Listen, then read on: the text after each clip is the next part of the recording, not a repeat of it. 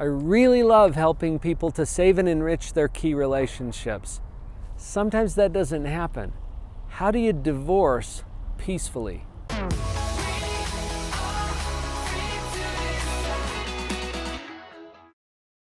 One of my favorite things about this job is that I get to help save and enhance and enrich key relationships. Obviously, one of those key relationships is a marriage. There are times when, for whatever reason, a marriage does not last and it ends up in a divorce. I've had a lot of opportunities to work with those folks too.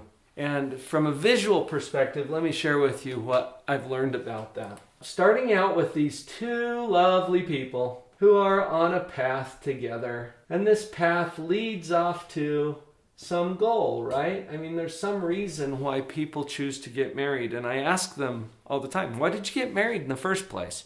It's interesting, by the way, to ask divorcing couples, why did you get married in the first place? I've got a lot of interesting answers to that question, but you know what it comes down to is that these two people believed that things would be better together than they would be separate, and that's why they hooked up. This goal that they're heading toward, let's just summarize it in a little 3-letter word.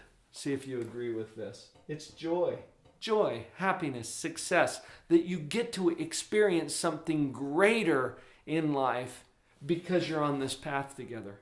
Now, that's defined differently by different people, but I think that that's the summary. That's what we're after. And for me, that's the non-negotiable outcome of any work that I do with couples or with individuals who have gone through a divorce. Either way, our goal is the same. We want joy. Now, as these two people are going along this path together, stuff happens, right? And I'm going to represent the challenge here with a giant. A giant who appears on that path and blocks the way. And it's a big, intimidating bully of a giant that says, no, you don't get to have this anymore. The giant could be any number of things. Maybe it's a health problem. Maybe it's a financial problem. Maybe it's infidelity.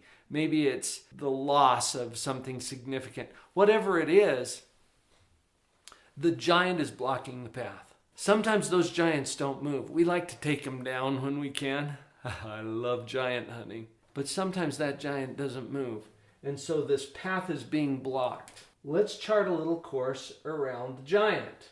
We can take one way or the other, but we're going to get around this giant and somehow come up with our goal, which is joy. That hasn't changed. The quick way that we can summarize these two paths is that we have a together path and we have a separate path. And these paths, sometimes we end up on this path even though we didn't plan on it or want it. The together path requires a unanimous vote. Everybody has to be in favor of that in order to go the together path. The separate path, if anybody votes separate, we're on this path. And I get this a lot of times from my clients where one or the other will say, I didn't want this. I didn't choose the divorce. Well, if somebody chooses it, then everybody's on that path, right? Can you see that? I share that context with you because our goal is still the same, to experience joy. The thing that I have learned is that this together path requires the application of certain principles. I've shared some of those principles in another video. In fact, there's 9 of them that we went over in a video. You can link to it right up there, where we talk about the 9 principles that actually make a marriage work and how to create the best outcomes. What if we end up on the separate path? Well, I've found that there are principles that determine the success of that path as well. In fact, one reason I referred you back to the other video is because I would love you to take a look at those principles and think about how the exact same principles are going to ensure our success on this path. So some of the examples, for example, being positive, that's the first one. Having some values that drive your decisions in life, that's the second one. Being humble and willing to change, that's the third one. Allowing other people to change and practicing forgiveness, that's the fourth one. Do you see how these same principles can determine the success of this path? But a lot of times when people choose this path, or they find themselves on that path through no choice of their own because of someone else's choices, they abandon all of those 9 principles and they go to things like contempt and anger and bitterness and this vitriolic, nasty, caustic kind of interacting with each other that does not lead to joy or any kind of a peaceful outcome. Okay, so review that video and apply those same 9 principles. Here's a few specific suggestions for you. Number 1, own your choice. Own your choice. By that I mean, if you find yourself on this path and you are not the one who voted for that, you wanted to stay together, but the other person kind of bailed on you, own your choice. Meaning, I choose this path and I accept and acknowledge that that's not the path we're on.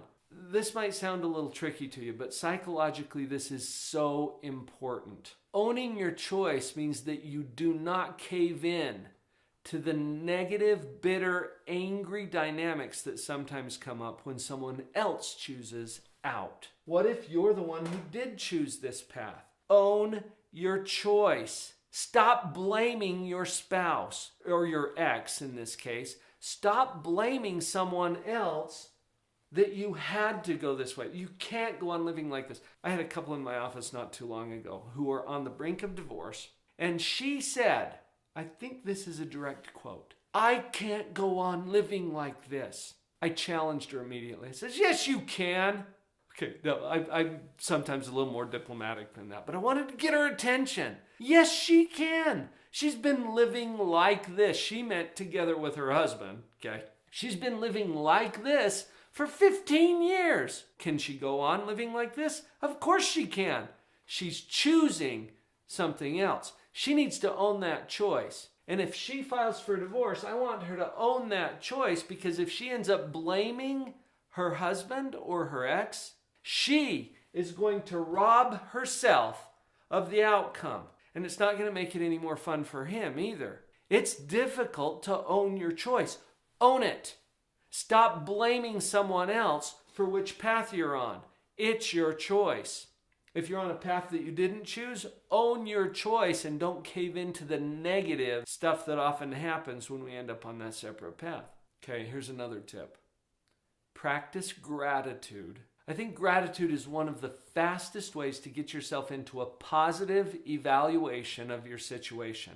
You practice gratitude. Every relationship has upsides and downsides. And I know some of you are going to make comments down below that you're a special case and that your situation is extraordinary and there was nothing positive about it. It's not true. Don't buy into that kind of thinking. Look for what you're grateful for in the relationship. Why? Not necessarily because we're going to try to save the relationship. It's because our goal is joy. I'm sharing with you a strategy that helps to ensure your joy. Is it going to help other people? Yeah, probably, but do it anyway. Isn't that crazy? This is going to improve someone else's life. Do it anyway. You focus on the gratitude. Now, here's something that'll make that easier. I put it this way. Stay in front of your butt. Spelled B-U-T. I know where you guys are going.